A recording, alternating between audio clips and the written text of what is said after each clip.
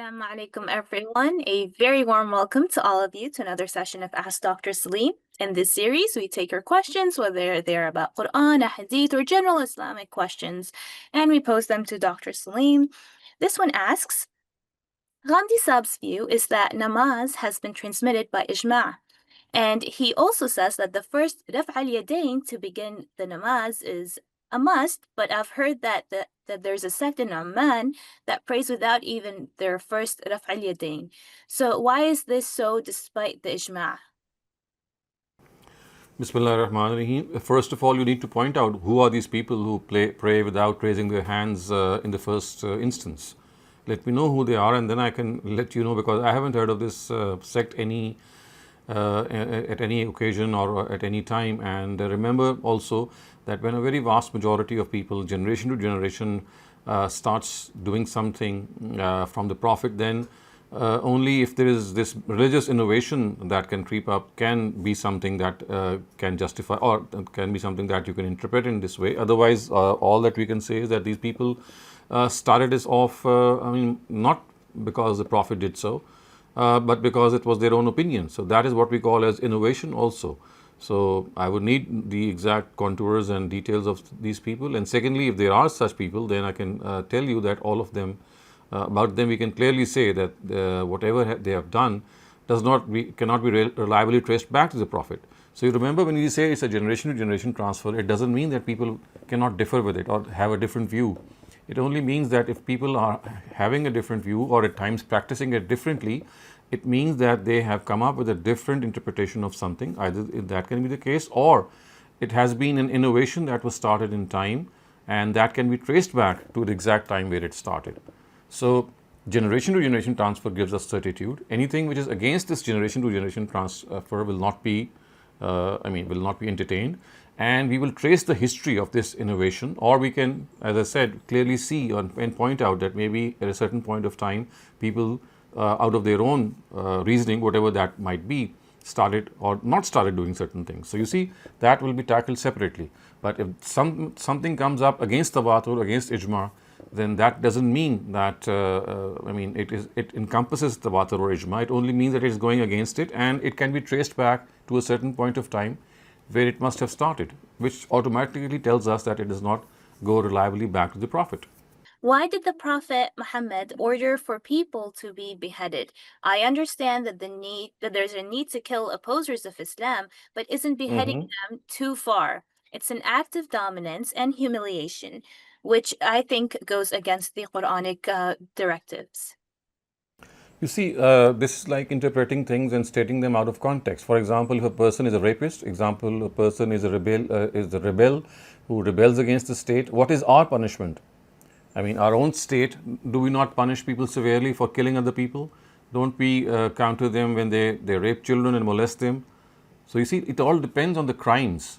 When we ourselves, in our own times, we allow people to be killed, if they kill other people, or if they are guilty of spreading disorder, anarchy. If this is something that we are doing, so why wouldn't the Prophet do the same thing? Because you see, humanity works in the same way. People commit certain heinous crimes for which they have to be checked. And the Sharia has told us that there are certain crimes for which the capital punishment can be given. So if this is something that was allowed to the Prophet and it is being allowed to us, I don't see any reason to criticize it. Usually what has happened is that people don't see that the crimes for which this punishment is given, what exactly were those crimes. So if you look at those crimes in the times of the Prophet, you'll find out they were mostly high treason. It was like rebelling against the state. It was like bringing people against the state, and at times it was that they had intentionally denied the Prophet of God, about whom they claimed that they were fully convinced of, and then they took to as active adversaries. So it all depends which context things take shape. We just cannot give a blanket statement. Thank you very much, Dr. Saleem. Our next question comes from Shams Suleiman. Please go ahead. अस्सलामुअलैकुम। मेरा वालेकुम। सवाल है कि मौलाना अमीन हसन इस्लाही ने groups में तकसीम किया है सूरतों को 7 ग्रुप्स में। तो अगर हम आज देखना चाहें तो उसके पीछे इस्तदलाल को या असूल को हम कैसे रखेंगे? और क्या गामदी साहब ने उन ग्रुप्स में से किसी एक ग्रुप में इख्तलाफ किया है? और इसी में एक छोटा-सा सवाल कि क्या इमाम फ़राही ने भी ग्रुप्स में तकसीम किया था? So you see, let me start off in the reverse order. As far as Ustaz Farahi was concerned, he did divide the Quran, but he did divide them into 9 groups instead of 7. And as far as Ghamidi Sahib is concerned, he has not differed with his teacher, Islahi Sahib, regarding those 7 chapters or 7 groups. He also regards the same division. However, within the groups, he does differ with him regarding certain Meccan and Medinan surahs, and also the way the pairs are made, and also why certain surahs are singular, but overall scheme is exactly the same as his teacher is concerned. Now, as far as the first question is concerned, I was able to ask this question, in fact, with Ustaz when he was alive. So we used to talk to him and ask him his questions. And it seems to me that, if I remember correctly, that this was way back in 1951 when he got jailed in a certain situation, and he got 2 years of his life spent behind the bars. And it was here that he set about translating the Quran, paragraphing it, and also rethinking his own teacher's division in 9 chapters. And he came up with these 7 chapters. And I think they are so scientifically explicable that every chapter starts with a Meccan surah and ends on a Medinan surah. So if you look at the sequence in the Quran, wherever your Medinan surahs are going to end, wherever they end, and they end in clusters, which means that there could be one or more than one Medinan surah. Right after that, you'll find Meccan surahs beginning either in clusters, in groups, more than one, or there could be just one. So this clearly shows that there is a division which the Quran is following. Having said that, later on, I think that he got this corroboration from the Quran also in Surah Hijr, where it is said, وَلَقَدْ آتَيْنَاكَ سَبْعًا مِنَ الْمَثَانِي وَالْقُرْآنِ الْعَظِيمِ. So he got this corroboration from the Quran as well, which says that we have divided this Quran into 7 chapters in which the surahs occur in pairs. So I think what he instinctively or intuitively reached as a conclusion many years ago, many decades ago, when he came to the tafsir of this Surah Hijr, that would be somewhere in the 1970s, he got this corroboration as well, that as far as the Quran is concerned, it itself says that it is divided into 7 chapters, such that each chapter has surahs in pairs. Shams, you may ask your follow-up. जी, मैंने ये भी पूछना था कि उस्ताद गामदी साहब ने मिज़ान में नबूवत के मरहले बयान किए हैं, दावत आमा, तो क्या वो भी इससे लिंक्ड हैं इन पेयर से? Oh yes, very much. So he has explained this, and if you look at his Tafsir al-Bayan, he has explained this in the prelude to this and introduction to the Tafsir also, that each of these chapters is divided into Meccan and Medinan surahs, and of course within the Meccan surahs, the phases of preaching of the Prophet are very apparent. So the phases of Inzar-i-Am, which is warning and enhanced warning, and then Itmam al-Hujjah, which means conclusive communication. So you'll find these 3 phases interspersed in each of these chapters. In the Medinan surahs also, you'll find the cleansing phase, the isolation phase, and then the phase in which the final verdict was announced. So they are also distinctly, you can see them distinctly arranged in this manner.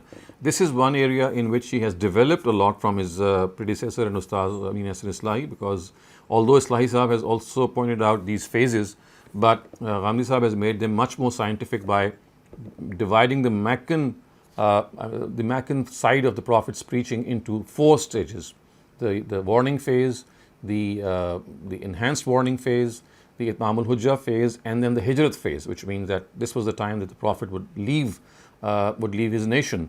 And these 4 phases or stages you can see in each of these chapters. It's not that they cover all these phases all the time, but at times they cover all these 4 stages. For example, if you look at this last group, which is the last chapter from Surah Mulk to Surah Nas, you'll find all the Meccan phases, all these phases interspersed and distinctly found. But in other chapters and other groups, you'll find them partly.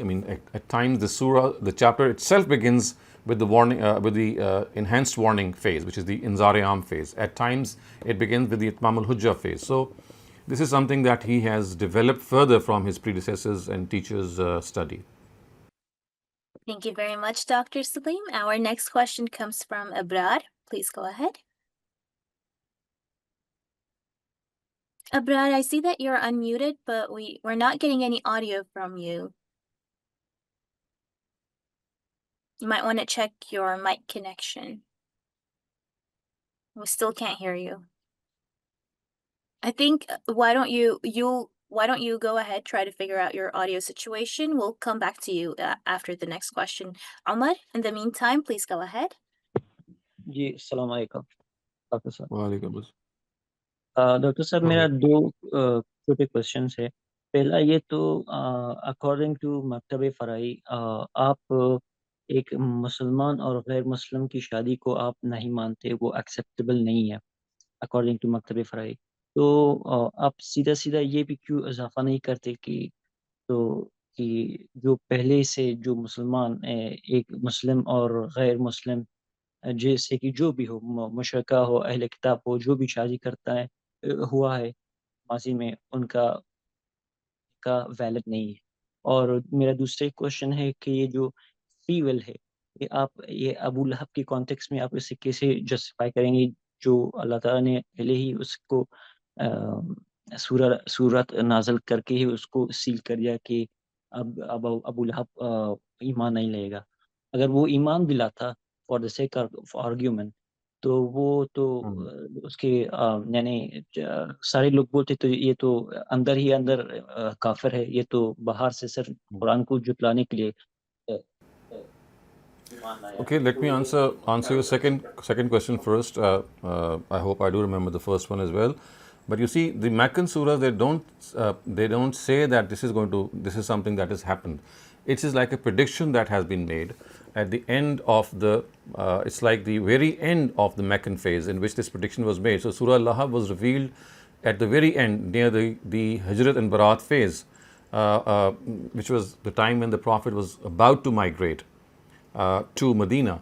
So this was like 12 years of his preaching that had gone unheard, and about him the Quran said, Tabbat yada abi lahabin wa tab. It's like a future prediction that is going to happen, and it is used in the past tense, it is mentioned in the past tense. We know that the Quran often mentions future events in the past tense to express their certitude. So it's not something that it was destined.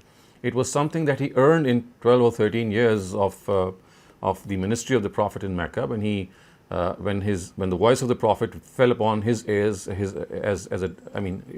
fell upon his deaf ears, I would say, and so the Quran predicted that as a result of these 12 years, when he was clearly convinced that he is a true prophet of God, now very soon he is going to, he's going to be destroyed. Vamratuhu, with his that is something that his wife is also going to undertake. She's going to undergo punishment in the hereafter. But the words are tabbat yada abi lahabim wa tab, and yada abi lahabim actually refers to not to his physical hands, but to his companions and his associates. We very well know that this is what the Quran has used in Arabic language. The associates of people, they are also called as their hands and right hands. This is a very famous and a very common, I would say, idiom of the Arabic language. So that is something, it's not that it was predestined, as I said. He earned this, and when it was said, Tabbat yada abi lahabin wa tab, it means that the hands of Abu Lahab, which means his companions, which of course the Quraysh, the team of the Prophet, the nation of the Prophet, they'll be destroyed in future, and he himself will also be destroyed. So it was something of a future prediction that was revealed in Surah Abu Lahab. And I think I've forgotten your first question. About the वो जो निकाह के बारे में अहले किताब। So I think you have been misinformed. It's not that the Farai school of thought in any way says that people cannot marry non-Muslims. I don't know where you heard this. Otherwise, no, there's no such thing. The Quran clearly says that you can marry amongst the people of the book. Women of the people of the book can be married. All that he says is that it is recommended in the Quran that such marriages should take place in areas where Islam's traditions are dominant, and this is something that the context readily suggests, because this permission was given when it was nearly the end of the Prophet's ministry, and it was said, Al-Yawma akmaltu lakum dinakum, that now that religion has been completed. And then it was said, Al-Yawma uhilla lakum at-tayyibat wa ta'amul lazina utul kitaba hillu lakum wa ta'amukum hillu lakum. And then it was said, Wal muhsanatu minal mu'minat min al-lazina utul kitab, that these pious women of the people of the book who have been kept chaste, now that Islam has become the dominant religion of in the Arabian Peninsula, if you like to marry them, you're allowed to do so. Muhsinina ghayra musafihin, except that they should not be of lewd character, and they should not have paramours, and you should give them their dower. So this is something which is clearly mentioned in Surah Maida. I think you've misunderstood Ghamidi Saab's stance. Assalamu alaikum wa rahmatullahi wa barakatuh, Dr. Saleem. Wa alaikum assalam. My question is about the prayer, and I was wondering because we are required to pray 5 times a day to get closer to God, to remember God, etc. And my question was certain aspects of the prayer, how the Prophet prayed, such as praying quietly during the daytime, and also the all additional voluntary prayers he prayed are, for me personally, very tough. But I've heard from my local imam that they are required to do. That's just how you pray. Otherwise, your prayer is not accepted. So I was wondering what is the basis for this, and to get your insight on this. I mean, are you talking about the fact that praying 5 times a day is something that you're finding difficult, or becoming punctual in praying 5 times a day, or have I heard you incorrectly? No, not necessarily praying 5 times a day, but for example, doing all the additional sunnah prayers that the Prophet yes, prayed okay. every day. Yes, I get your. Okay, so you see, as far as the mandatory prayers are concerned, they are just the ones that have been, that we pray behind an imam in a congregation, for example. So they are the only ones which are mandatory, which means that 2 rakat of Fajr, 4 of Zuhr, 4 of Asr, 3 of Maghrib, and 4 of Isha. That is what is the obligation all about. Anything that you do over and above that is optional, and it is going to earn you reward. And I think that because of the fact that the Hanafis, who are in majority, it's their own interpretation of the Sharia, which according to which they think that the sunnahs, especially the muakkad sunnahs, they think that we must pray them because the Prophet prayed them, and if we don't pray, then we'll be held accountable. So this is they are just one group of people who believe so. Otherwise, if you look at the Prophet's own the way he has described Salatul Maktuba, which means a mandatory prayer, and Salatul Tatawwu, which means the optional prayer, clearly it is just the faraiz, or the farz part of every namaz that is for which we are liable. Does this also then include, for example, that during the Zuhr and Asr prayers you have to pray silently? Is this also a... Yes, I mean silently, or I mean, no, you see, if you're praying in congregation, you have to follow the imam. I mean, you follow the imam. The imam was going to recite loudly the Fajr, the Maghrib, and the Isha prayers. In that case, you just hear him. And when the imam is silent, which is in the Zuhr and the Asr prayer, then you read. However, when you're reading it, when you're offering the prayer at home, it's up to you. I mean, you can read all the 5 prayers silently, or maybe a little bit louder so that you can hear your own voice. Mm-hmm. And if you are the imam yourself? Yes, as I said, if you're the imam yourself, then, and if you're praying at home, for example, then you can just pray those 5 in a way that you hear your own voice, because that is something that can really be very beneficial in concentrating on the prayer as well. So, and it's up to you. You don't need to just recite louder. You can recite in your heart as well, and you can recite it a little bit so that you can hear your own voice. Okay. Dr. I have one scholar of the Farai school recently made a statement that the son of Noah was not saved because God in Surah Hud, I think ayat 46 says, Ya Nuhu innahu laysa min ahli. Innahu amalun ghairu salih, meaning that he was not the son of, not from the family of Noah, and that is why he perished along with the disbelievers. What is your opinion on that?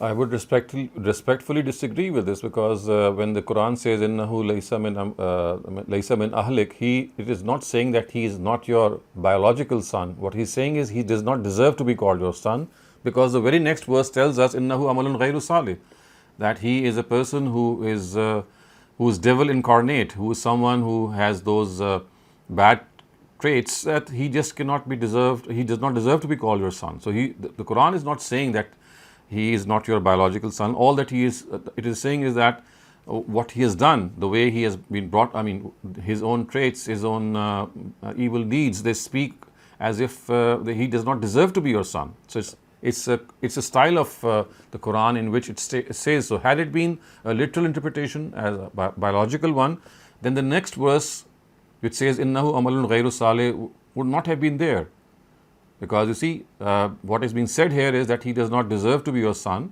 because of the fact that his deeds does not match the deeds of a prophet. Sir, you have translated this saying that God said, Noah, he is not from your family. Yes. And then, of course, it goes on to say he is an extremely wretched person. But Correct. that scholar of the Farai school says, Innahu amalun ghairi salih, means that he was of not correct lineage, like. And he also fortifies his argument by saying that at some other place in the Quran, it is mentioned that two women of my prophets, two women who are under my prophets, yani their wives, they betrayed the trust of their husbands.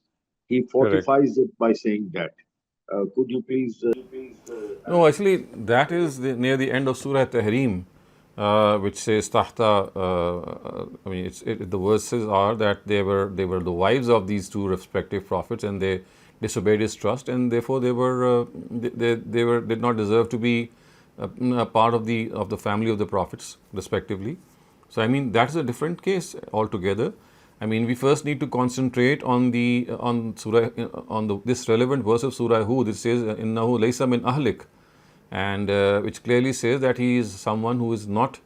I mean, literally, it would mean he's not your son.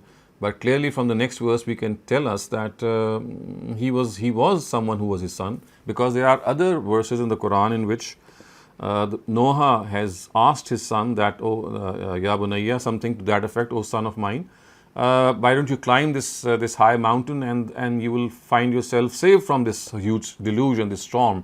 And he said, "No, I'm going to climb some high place and get myself saved." And Noah said, "Today, la asima alaykul yawm," something to that effect, which means that no one is going to stop you from God's punishment today. So I think if you look at other instances in the Quran also, in which this whole scene has been portrayed, you'll find that Noah is addressing him as son. Right, sir. Thank you. Thank you, Dr. Saleem. Just a quick follow-up question about the same question. Is it because of disobeying their trust through disbelief or cheating Regarding what? regarding the son?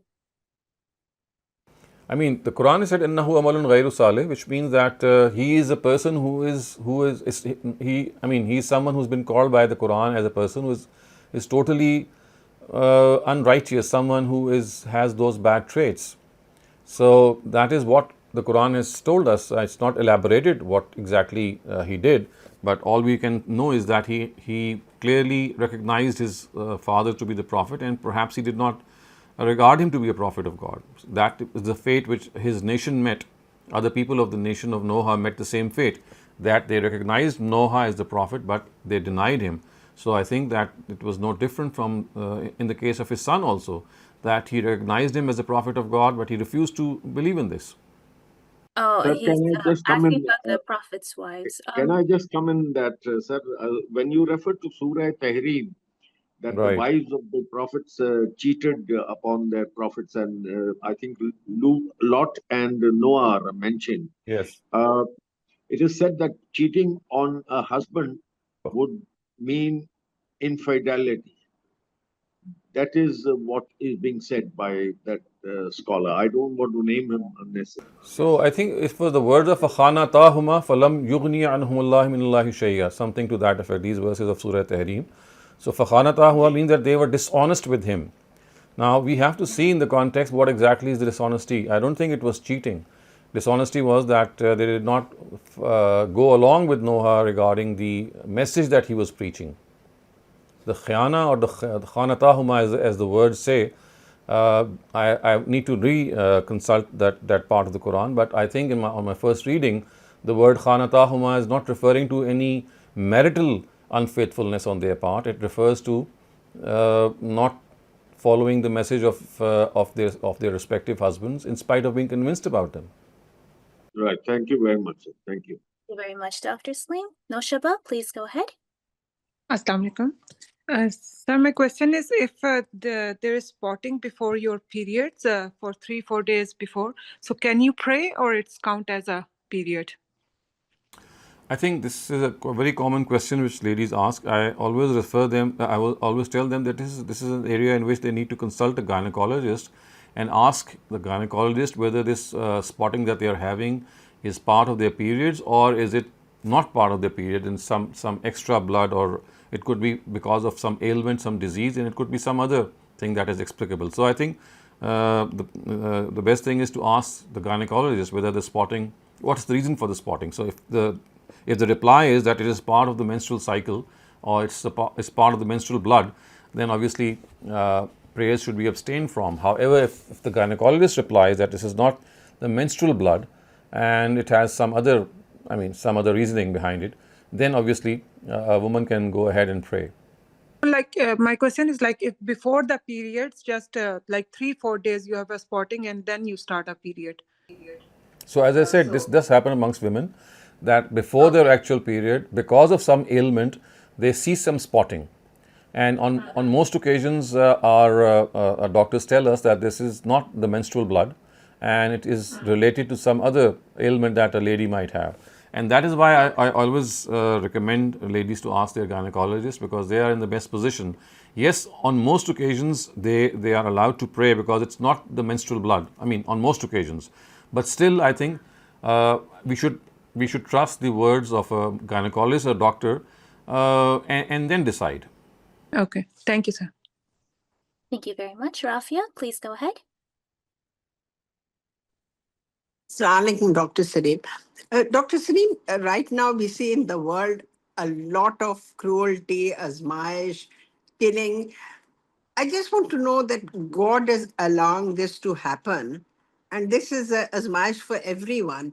But sometimes you just wonder, God can stop it. He can do anything He wants to. But इतनी तकलीफें हैं, इतने लोग मारे जा रहे हैं, बेकसूर लोग मारे जा रहे हैं, बच्चे मारे जा रहे हैं, तो इसमें अल्लाह की क्या हिकमत हो सकती है? You see, this is a very, very old philosophical question that has troubled many, many minds, still continuing to trouble them, that they are not being able to reconcile the misery of this world with the mercy of God. It's a very, very, it's an age-old question.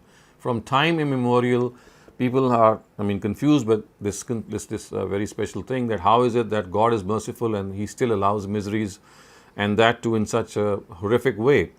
And it is by not understanding maybe the stance of the Quran that we find a very vast majority of Muslims today, they have taken to atheism. One of the biggest reasons for atheism is because of the fact that they are not able to understand these miseries, and they don't know how God can be called merciful and still allow these miseries to happen.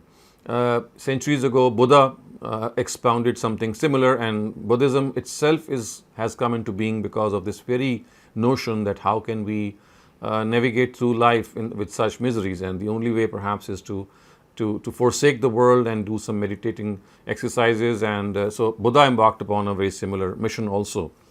So I think the Quran has answered this in a very explicit way on a couple of occasions, and said that these miseries and these adversities that you find, they are basically a means to try and test us, and God does not try and test a person at times beyond his own means. These trials and these tests are something regarding which we have to face the trial in a way that we don't give up. And when we behave in this way, that we don't give up, we still thank God and we still go along in life, then the amount of compensation would be so huge in the hereafter that one will say that, well, this was nothing that I did. It was such a small thing that I had to suffer, and the compensation that I'm getting for that is phenomenal. It's beyond my imagination. So it's just a question of believing that these small miseries that we think are too huge today, they are going to feel like not even a drop of water in an ocean. When we look at the compensation that we will get as a result of fighting these adversities in a positive way, in a way that we don't lose hope, and in a way that we always remain positive even in these trials. So it's just a question of that attitude that we need to tune into. सब बच्चियां suicide commit कर रही हैं, माँ बाप उनको torture कर रहे हैं, तो जब हम अल्लाह को मर्सीफुल, काइंड सब कुछ कहते हैं, तो मुझे बस सिर्फ ये होता है कि अल्लाह किसी तरह इन लोगों को रोक दे, ये जो कुछ कर रहे हैं, ये So you see, this is not God's practice. He gives people the choice to do whatever they would like to do. Had God been someone who would have interfered in the freedom of a person, then this would not have been the proper way to try people. So this is a question that the Quran has answered and has said that had God willed, He could have guided every person. I mean, every single person would have been on the right path. But then that would be his drive. It would be something that He has made compulsory out of His own will. So God says that I would not like to do something by forcing people upon it. I would like to give people the choice to do whatever they like. So if they are committing suicide, I mean, no one is forcing them to commit suicide, obviously. I mean, yes, circumstances become very, very horrific, and at times we even think that she might not have any other option, the girl who commits suicide. But as I said, this is something that between that person and God. But other than that, we have to understand that these trials that we are passing through, they are going to be a very, very tiny drop, maybe on the tip of a needle, we can say, in relation to the compensation that a person is going to get if he or she does not bow down before these trials and just not give up before these trials, and continues to fight along and say that I'm not going to give up, I'm going to just try my best. So you see, it is this will that we have to inculcate into people and tell them that however much the going gets tough, you have to fight it out, because you just cannot imagine the amount of reward that's going to reap. It's just a question of waiting for that and being patient. बहुत बहुत शुक्रिया doctor साहब. Thank you. Thank you very much, Dr. Saleem. Muhammad Rasul, please go ahead.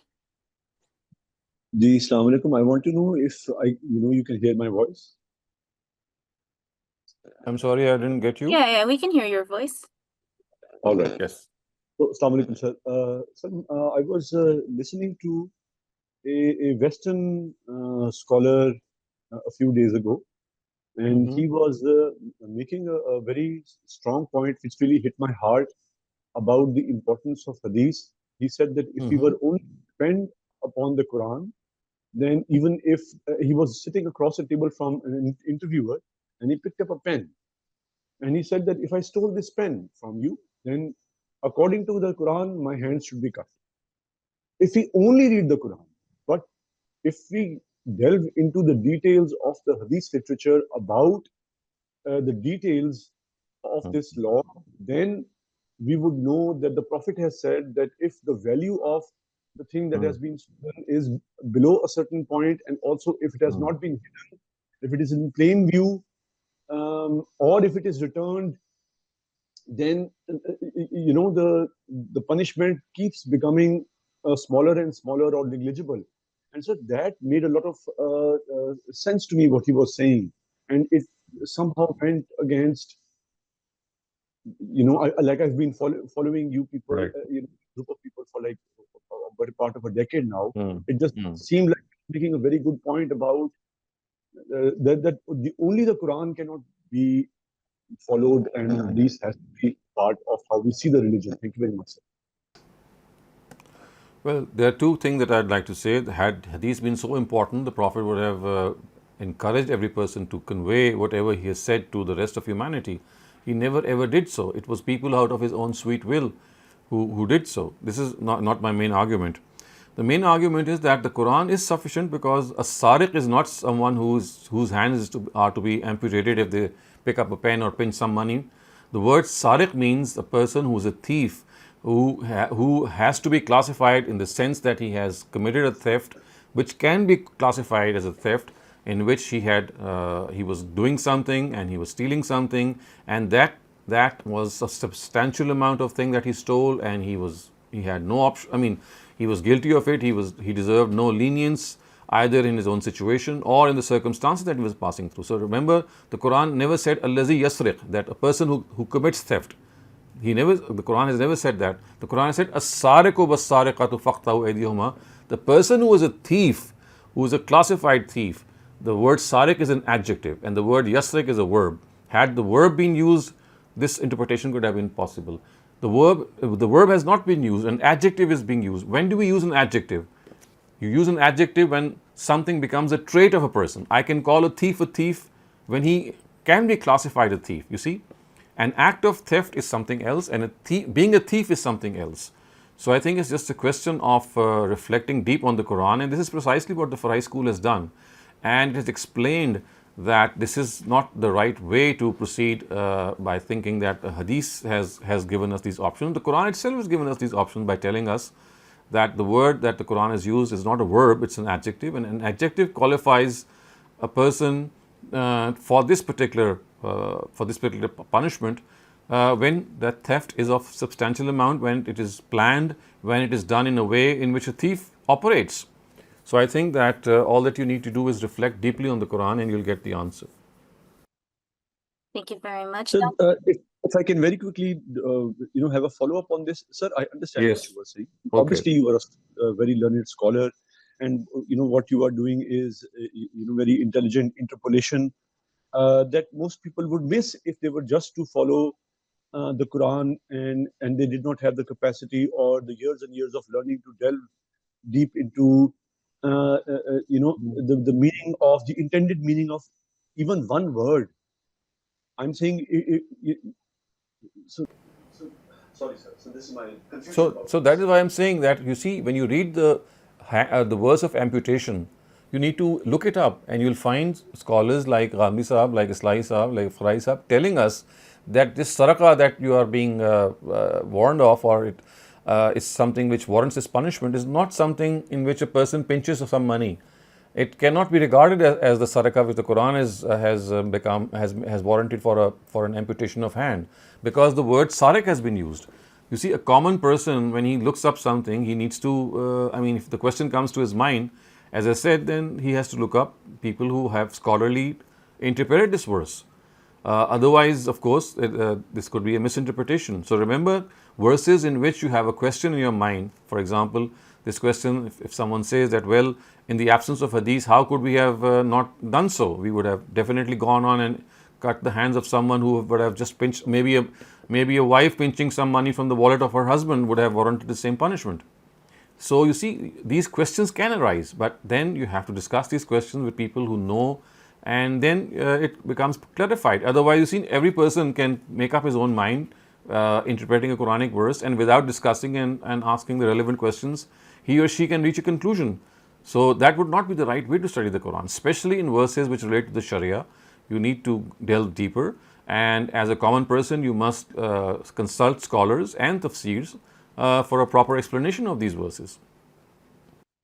All right, thank you very much, sir. Thank you very much, Dr. Saleem. We have our question from Abrar. He asks, in the Quran, Prophet Ibrahim broke the idols and said, why do you worship something that can't even speak? And then Prophet Ibrahim is making a qualification that God should be able to talk. But then a simple question comes up. If Allah doesn't talk to us directly, how is he different from those idols? Because you see, here, the thing is that he destroyed the idols, and he wanted them to let them know that if they cannot even defend themselves and utter a word, how can you call them to be God? So it's not a question of speaking or not speaking. It's basically a question of telling them that they are defenseless. Our God, the God of this universe and mankind, we just cannot see him, nor can we ever have this duel with him. So in that case, in the case of Abraham, he was looking at those idols or those statues or whatever they were, and when he shattered them to pieces, he wanted them to realize that they are defenseless and they are not even able to speak. So the word speech is like just adding insult to injury. Basically, what is being said here is that if I destroy them, they cannot even defend themselves. So how can they be God? Thank you very much, Dr. Saleem. We'll take another chat question and return back to the raised hands. This one asks, I'm doing a screenwriting class for extra credits, and we're doing a philosophical writing. And one of the character has an extreme God complex and actively challenges God. He says some really dark stuff like matchless in his malice, God entertains himself, or matchless in his irony, God condemns that man to hell. I will be closely involved in the script, and so I will have to write this character's dialogue as well as a dialogue as well that actively demonizes and insults God. If I engage in the script making process while disagreeing with it, would I still be committing a sin? Another thing is that this play has an ambiguous ending, so it doesn't actually condemn the character's views. So you are effectively the script writer, and you are just conveying a dialogue of someone, maybe in real or in imagination, who is condemning God or whatever, whatever language that he's using. And if that is the case, then you're not liable to any sin, because you see, you're not doing something yourself, you're just portraying someone. And if that someone has actually the same view as you're portraying it, or maybe he's acting as the devil's advocate, so that is not something that's going to be counted against you. I mean, it's not your view. What you're doing is you're projecting someone else's view, if I've understood correctly. They've left the meeting, so if they're listening to this, please, if you want further clarification, do ask. We'll move on to our next question. Muhammad Qasim, please go ahead. अस्सलाम वालेकुम sir, एक principal secured financing का मामला था जहाँ पे 3% monthly profit को fix किया गया था, और ये भी तय हुआ था कि जब फाइनेंसियर या बोरोवर दोनों में से कोई भी इस मामले को कैंसिल करेगा, ख़त्म करेगा, तो 3 महीने के अंदर पैसा रिटर्न करना होगा, और ये 3 महीने का प्रॉफिट भी नहीं जुड़ेगा। बोरोवर ने कहा था कि वो अपने ज़मीन को बेचकर पैसा दे देगा अगर पैसा ज़ाय हो गया या फिर फंस गया कहीं पे, लेकिन 3 महीने में दे देगा। अब हुआ ये कि फाइनेंसर ने ये मामला को ख़त्म किया, तो 3 महीने तक उसने प्रिंसिपल अमाउंट वापस नहीं किया, 6 महीने तक वापस नहीं किया। तो फाइनेंसर ने वो 3% तो पहले कैलकुलेट नहीं करना था, लेकिन बाद में एज अ फाइन कैलकुलेट करना स्टार्ट किया। अब 20 महीने के बाद सर, प्रिंसिपल अमाउंट को छोड़कर 10 लाख रुपए लगभग फाइन अमाउंट हो गया है। अगर वो 3 महीना या 6 महीना का 1.5 या 3 लाख छोड़ भी दे, तो भी 7-8 लाख रुपए फाइन अमाउंट बचता है। तो सवाल ये है कि फाइनेंसर को ये फाइन अमाउंट लेना चाहिए, नहीं लेना चाहिए, या फिर इसको मामले को किस तरह से हल होना चाहिए, क्योंकि आगे कब मिलेगा पैसा ये भी कोई ठीक नहीं है। I think if you can just write down the details, because you've been very fast in your question, I need to reflect a little bit on what you've said. Please send me the question on my WhatsApp or whatever is convenient. I'll need to go over these details slowly, and then I'll reply to you. Thank you, sir. Thank you very much. Asif, please go ahead. Yes. As per your understanding, sense of prophets means Allah keep them error-free in matters of the capture of Wahi and its transmission to his addresses, and in case of the last prophet to the rest of the mankind. Right. That means in case of the last prophet, transmission of the Wahi, that's Quran and Sunnah, to the later generations was the responsibility of the Sahaba in the first instance, and then later the other Muslims in the subsequent generations. But we know Allah gave no such immunity of being error-free in terms of transmission, and before transmission, even capturing of Wahi and its subsequent transmission of the religion, then how can we confidently say that the Wahi was transmitted error-free in its original and pure form to us? In the context, no doubt, the prophets are error-free in terms of capturing of the Wahi, but its further capturing and its further transmission by the Sahaba and the later generations, because they were humans and they didn't have this immunity. How we can say that this was transmitted error-free in its original and pure form to us? You see, these are two different things, entirely different things. When we say the prophets of God are infallible, it means that they do not add or subtract to the Wahi or the revelation that they get and then transfer to the whoever the companions are. I mean, talk about Jesus, he had just 12 disciples. Talk about Noah, he had a very few of even less than 12. So if you look at all the prophets of God, the infallibility is not regarding transmission, that comes later. It actually relates to the fact that what they receive from God, it's not tampered with. They transmit whatever they receive from God. The next step is the transmission, and that transmission in the case of the last prophet was made error free because a whole generation of people would transmit. Let us talk about the text of the Quran, which is one form of transmission. So that text of the Quran was transmitted not by 1, 2, or 5 or 10 people, but by the whole generation of the Sahaba. And those who were not its memorizers, they could vouch for the fact that whoever have memorized the Quran the way they have memorized it, either in part or in whole, is the Quran that was revealed to Prophet Muhammad. So see, the immunity is regarding the nature of that transmission. And that nature of transmission is called tawatur, and everyone acknowledges the fact that whenever something is transmitted through tawatur, which means perpetual concurrence, then the transmission is error free. The closest example to this is the language. For example, languages are transmitted through perpetual concurrence. So whenever they were coined until the time of their coinage till today, you'll find that the words and sentences have been transmitted through perpetual concurrence, because the words have remained the same, the meanings have remained the same, and even if a word had a different meaning, that has been captured, and later on we know that lexicons and dictionaries have even recorded these meanings. Otherwise, just as the language has been transmitted en masse, which means a whole generation of people transmitting the meaning and words in the same way. So similar was the case with the Quran, that it was transmitted orally and in the form of writing by such a large number of people that the immunity that it had was not of any interpretive nature. It's not that they were interpreting the Quran and maybe then transmitting it. They were just transmitting the text of the Quran. The differences have arisen in the interpretation. Otherwise, the text of the Quran has the same immunity because of its nature of transmission. One clarity further I would need. As regards, as you know, the infallibility of the prophets, as you mentioned, that is in terms of he exactly gets what is being revealed to him. I mean, this much is sure, and there is no question of any fallibility in this regard.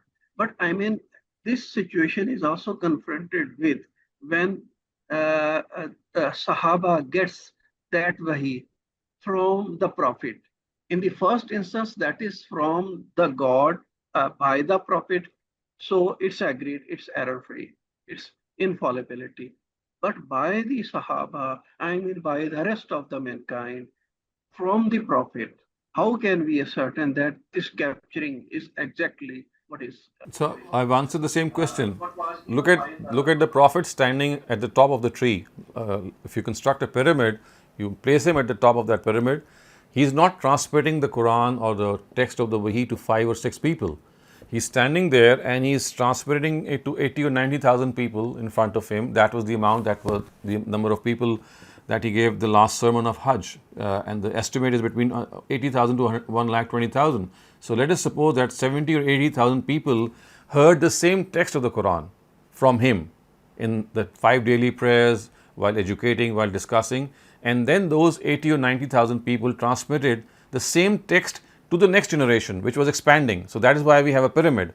So for each pyramid, the number of people were increasing. But in the very first rung of that pyramid, there was such a large number of people present to grasp that text of the Quran that they were transmitting the same text. There was not a single difference in the transmission, which actually renders that transmission as infallible. So the nature of transmission, when a whole generation transmits something, is such that we obtain certitude in it. So as I said, it's the agency, the way that was transmitted. The prophet standing at the top of the pyramid and then transmitting it to the whole generation. And that whole generation then transmitting it to the next generation, which was of course more than the previous generation. And that is why the pyramid keeps on expanding. Thank you very much, Dr. Saleem. Our next question comes from Rabia Jamil. Please go ahead. Assalamu alaikum. Walaikum salam. Can you hear me? Yeah. Yes. I want to ask about the behavior manifestation of the word believer. by definition, it does mean saying something ill in the absence of someone, so they would dislike it if they had heard it. So my question is, if somebody actually does wrong to us and we share it with any of our friends or mother or anyone, so out of hurt or out of worry, so would that be also counted as ghibah? You see, backbiting, which is proscribed in the Quran, it means that you discuss the flaws of someone in that person's absentia. That's just one part, with the intention of humiliating or disgracing that person. That is what backbiting is. Now, if you're discussing the flaws of someone, maybe because you're assessing that person, maybe you're assessing the person. I'm just giving you a general idea that assessment could be if a proposal has come and you would like to assess the person. It could be because you are being offered a job and you'd like to know who the person is who's hiring you, etc. You would like to know his whereabouts or her whereabouts. So, see, when the purpose is not to disgrace that person and humiliate that person in absentia, that cannot be called as backbiting.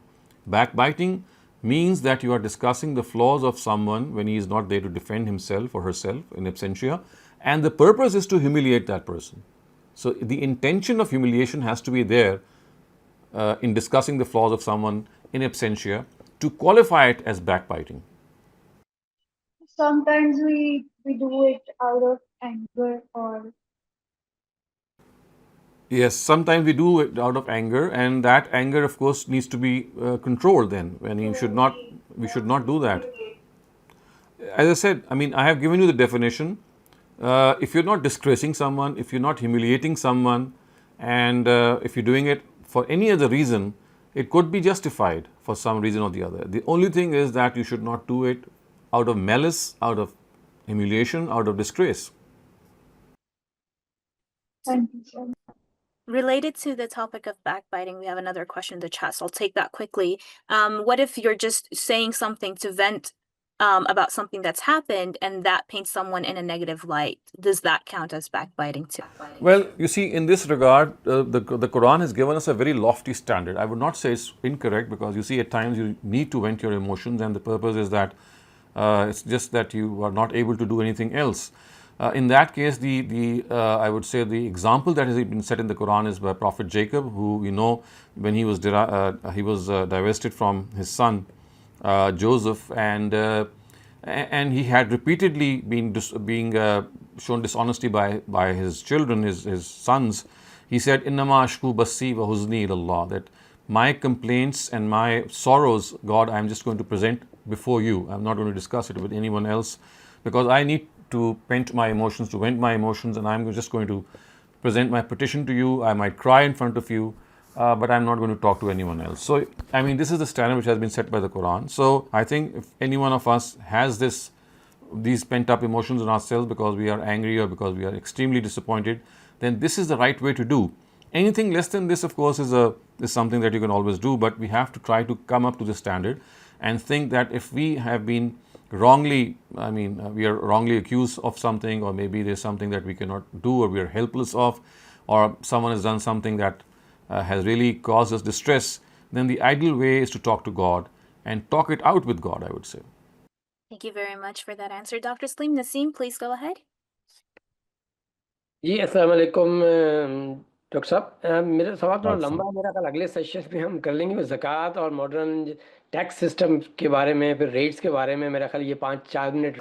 So I think that there is a lecture that I have given on this issue, Zakat, Ustaz Javed Ahmed Ghamidi's view on Zakat. There is a whole, I think, a long lecture in which people had a lot of questions, and it explains his complete view.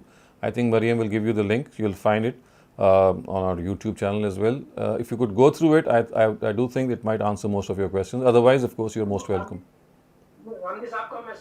No, it's not his lecture. It's my lecture on his view. I have explained every bits and piece and every small detail. I have tried to do so. So you might find it useful. So YouTube पे ये है available आपका? Yes, Zakat, I the think modular course, is that the series? No, it's a one-off lecture.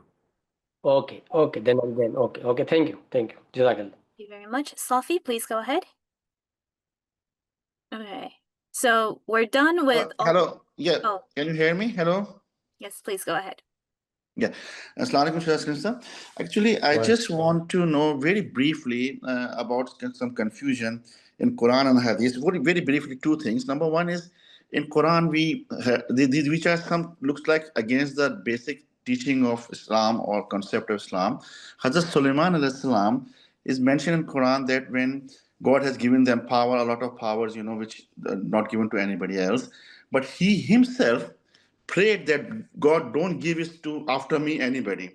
Which I'm confused at why the prophet can say like that, that don't give to things other people, common person can do that. But I mean, how the prophet can I say like understand. that? Don't. And the second Right. thing, very very briefly, Doctor, in authentic hadith, they said that Rasulullah Sallallahu Alaihi Wasallam given for 50 namaz and then talked to the Musa Alayhi Salam and they said go to 40 and 30 like this reduce. But in Quran and Ghamidi also mentioned that 5 times namaz is from Adam Alayhi Salam. So how it happened that Rasulullah we got 50 and then go back to 5 namaz? So these two confusion, please, if you can. So as far as your first question is concerned, I mean, this is something that I was also. It took me a lot of time to understand this, but the thing is that this is a way of expressing the fact that God, I have done something wrong. Remember, it was something wrong that he had committed. We don't know what exactly was that, but he repented for that, and he said that now I have realized this. Now you please give me a dominion or a kingdom which no one else has ever done. It's like telling God or asking God that God, a person who has repented before you in such a manner, I would request you that my repentance and my tawbah with you should make me a person should deserve what I would like not anyone to receive. So it's just like a gesture of humility on his part, in which he is trying to ask God that it is your mercy to give to someone who has done something so grave and repented from that gravity of that of that incident, that you should make an example out of it, that when a person goes so deep in his repentance, then he deserves something very great out of your compassion. So it's something like this. So it's like telling God, asking God, of course, that I have done something grave, and please make this an example that I have repented so deeply from that grave sin that I did, that I would like you to give me something which unparalleled, so that it becomes clear to people that what repentance can do, what repentance can achieve, when deep repentance can achieve actually. Okay. And I would also like you to look up this verse. I think it's from Surah Swad, if I remember correctly, or Surah Safat. You look at the tafseers of Ustaz Ghamidi and Ustaz Islahi. They have tried to explain this as well, what I've just tried to summarize. And what about the namaz, 50 namaz? Yes, so that's the second part of your question. So you see, this was something that took place in a vision. Remember, it was not something that was done physically, that God asked, God being asked for 50 and then he say, and then he telling him that, well, you should go back and reduce these prayers, and then ultimately they were left with 5. So remember, this is something that took place in a roya, as the Quran says, which means it was a dream in which the Prophet was shown this. So basically, dreams are not to be meant to be interpreted literally. So the implication was that such is the nature of remembering God, that we should do it all the while, every time that we remember that we have faltered. So remembering God is like a perpetual thing. However, formally we have been allowed to do so 5 times a day. Otherwise, such is the nature of God's remembrance, is so all-encompassing that we should be remembering God at every single instant. And this is something which, like, symbolically tells us that we are praying 50 times a day. So that is a symbolism which tells us that we should be remembering God on all occasions, but formally on 5 occasions. So that is how. Yeah, generally it's considered that from since time of Adam alayhi salam, always 5. They were 5. So they were, as I said, you see, this 50 is not something that took place literally. This was a dream which the Prophet saw actually. It was a vision, it was a dream, as if he was going to the Almighty and having the prayers reduced. All the time, yes. To remember him all the Yes, time. that is something of a dream. It's not something that happened physically or literally. Thank you very much, Dr. Saleem.